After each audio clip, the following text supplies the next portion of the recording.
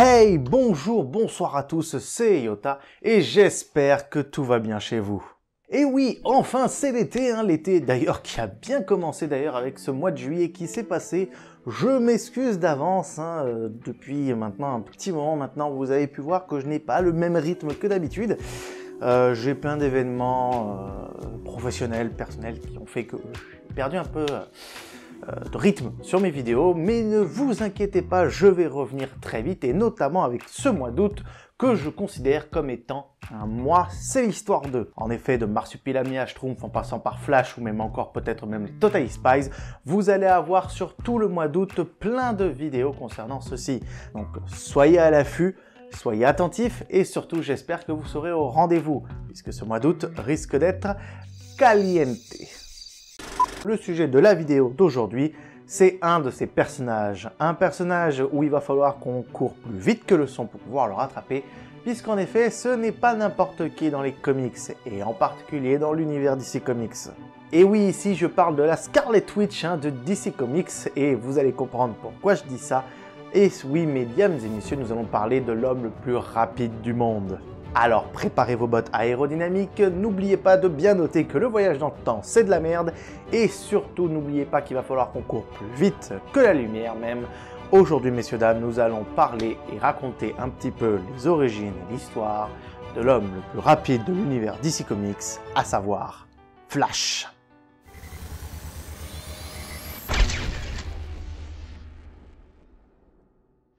Flash est donc le nom d'un super-héros avec plusieurs porteurs du costume, comme chaque super-héros d'ailleurs. Faisons donc partie de l'univers DC Comics aux côtés de Aquaman, Wonder Woman, Batman ou même encore Superman. J'imagine que vous êtes déjà un petit peu au courant de qui c'est, puisqu'en effet vous avez déjà pu le voir apparaître dans différents films de l'univers DC au cinéma, ou même encore dans la série du même nom dans le Arrowverse, ou même encore fin mai, un film consacré uniquement à son histoire. Donc autant vous dire, vous ne pouviez pas le louper.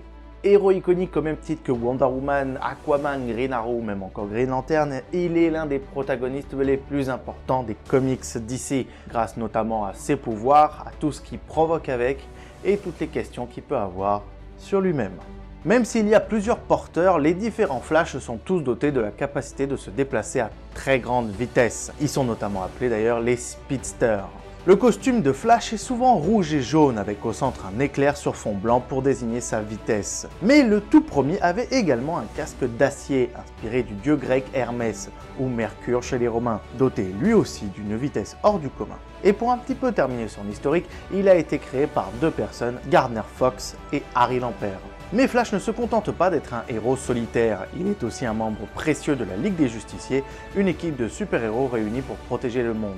Et là on arrive enfin au premier débat, Avengers ou Justice League? Dites-le moi en commentaire. J'espère juste que j'aurais pas créé une bombe. Aux côtés de ses camarades, il fait face aux menaces les plus redoutables, qu'il s'agisse de super vilains déterminés à conquérir la planète ou de catastrophes imminentes menant en péril l'humanité. Au niveau de ses méchants à lui, on a par exemple Savitar, Godspeed, Captain Cold, Captain Boomerang, Dark Flash ou bien évidemment son Joker à lui, à savoir Reverse Flash. Et donc super transition toute trouvée, parlons maintenant de ces différents Flash. Quelles étaient leurs origines? Qui sont-ils? Comment ont-ils obtenu ces différents pouvoirs? Nous allons pouvoir enfin le voir.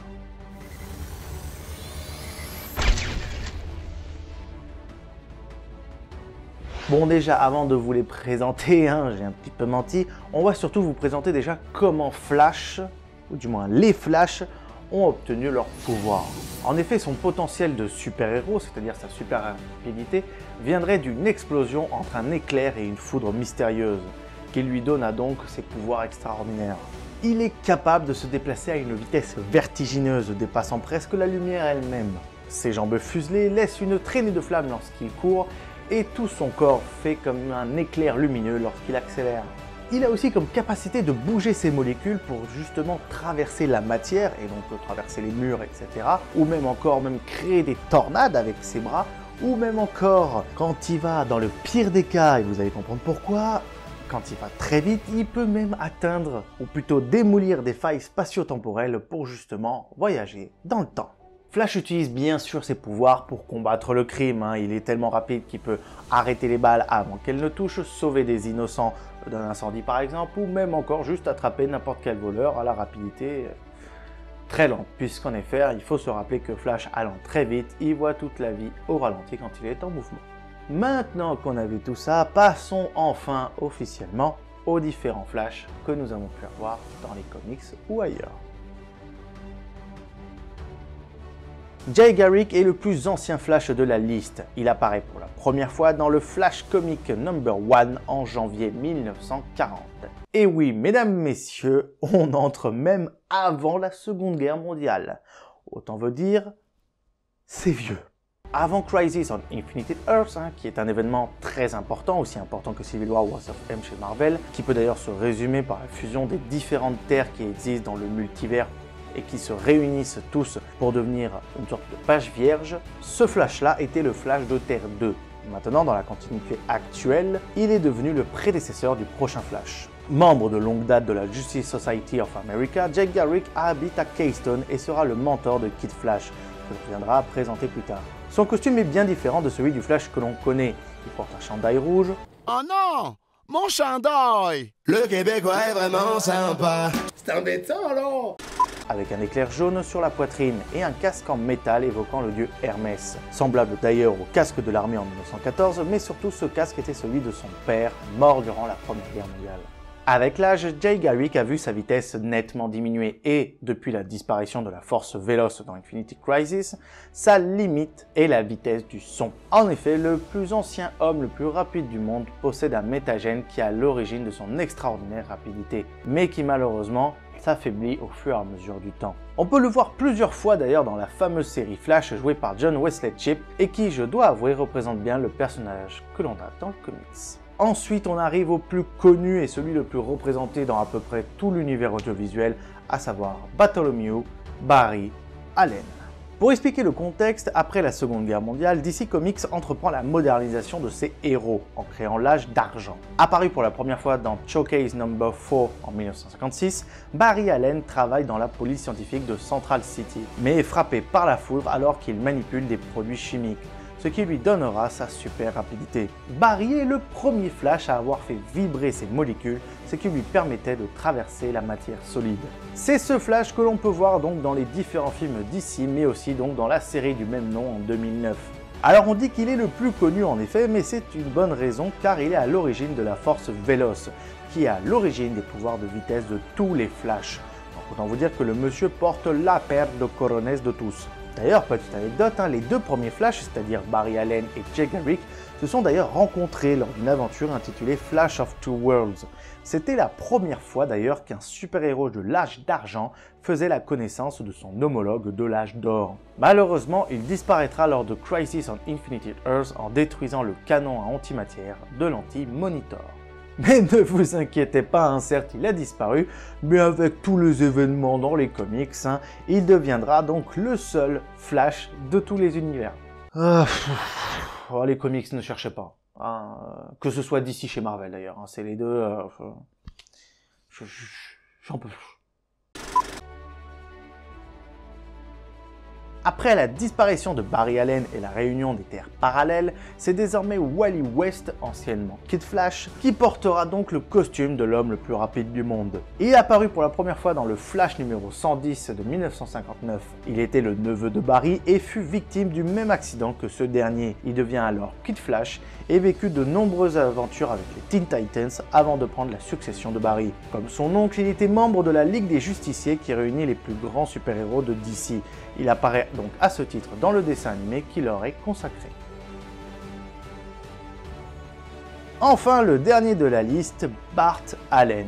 Bart est le petit-fils de Barry Allen et de sa femme Iris. Bart souffrait d'un problème de vieillissement accéléré et pour stopper ceci, il fut élevé dans une machine créant un univers virtuel. Iris le retirera de cette machine afin de demander l'aide de Wally West. Grâce à ce dernier, le vieillissement de Bart s'arrête et il devient Impulse. Il rejoint donc à ce moment-là les rangs des Teen Titans, mais malheureusement il se fait blesser à la rotule. Pendant les événements d'Infinity Crisis, la Speed Force disparut, emportant avec elle tous les speeders, à l'exception du premier Flash. Bart revint alors dépossédé de tous ses pouvoirs. Cependant, on apprend que la Speed Force n'avait pas réellement disparu, le corps de Bart l'ayant juste absorbé. Le costume de Bart est donc cloné à partir de celui de Barry, mais malheureusement, Bart s'est vu récemment contraint d'affronter à nouveau Lascar, le mot français Drugs, dans un combat où il perdit malheureusement la vie.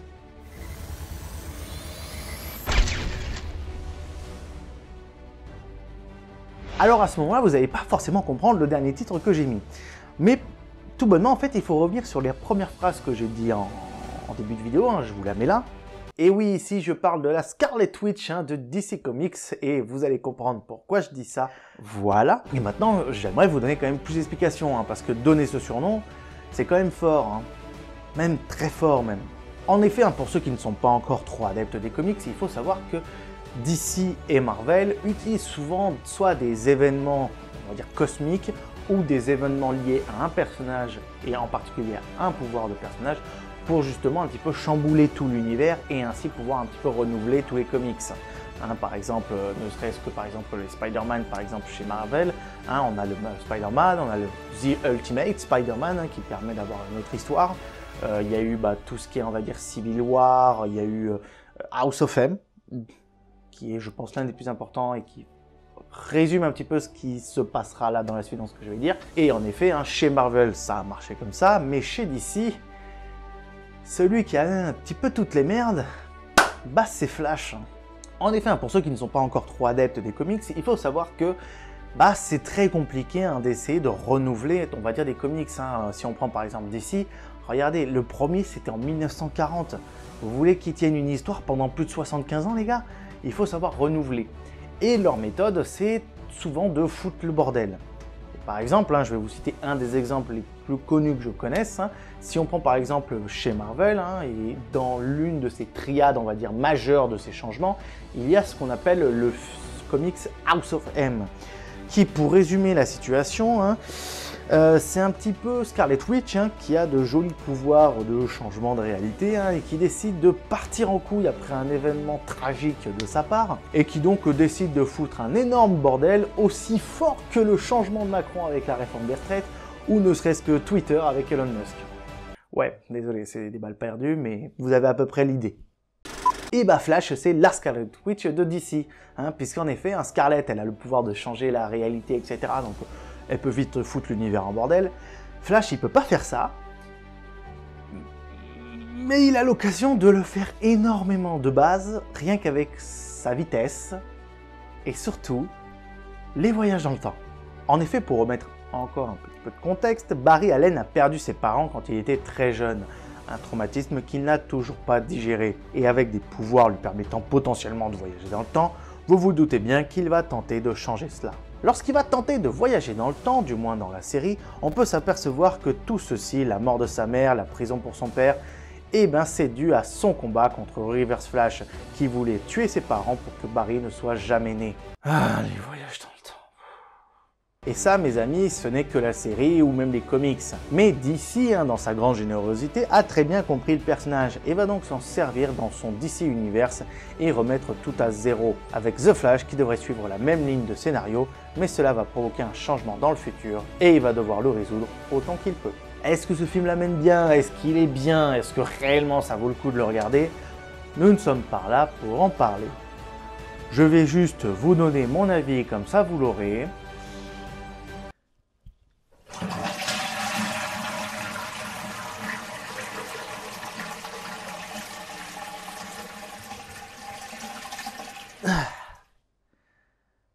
Ouais, je sais, c'est puéril, mais ça méritait vraiment ça. Pas plus, pas moins. Pour conclure cette vidéo, que ce soit en courant à travers le temps ou en affrontant des super vilains ou en sauvant des vies, Flash sera toujours là pour donner le meilleur de lui-même.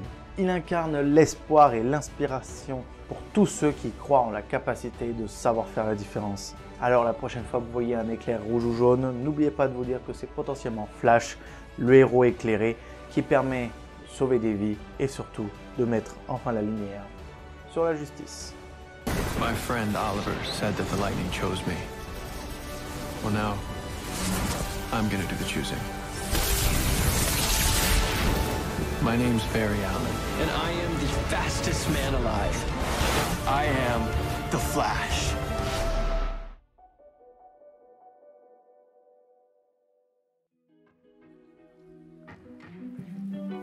Voilà, c'est la fin de la vidéo. Merci à tous de l'avoir regardé. J'espère que cette vidéo vous a plu. J'aimerais encore m'excuser pour le rythme de vidéo qui n'est plus du tout soutenu depuis facilement avril-mai. Je suis désolé, je m'en veux terriblement de ne plus avoir ce rythme. On va dire que déjà, moi de mon côté, professionnellement parlant, je me suis lancé en indépendant en monteur vidéo.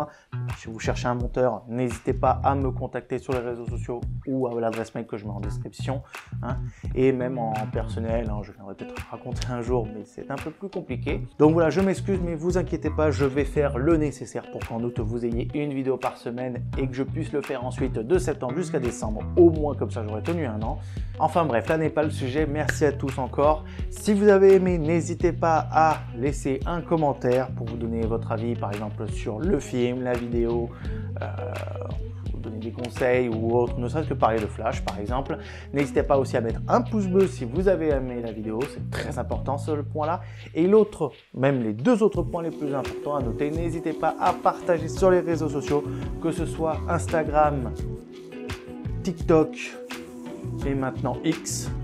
Je pense, parce que je ne vais plus l'appeler Twitter, mais bon, on va l'appeler Twitter X, au moins comme ça tout le monde saura. Et surtout, n'oubliez pas de vous abonner si vous n'êtes toujours pas abonné et mettez la cloche pour ne louper aucune notification, surtout cet été. C'était Eyota en direct de la toile et à bientôt sur la chaîne YouTube. Ciao!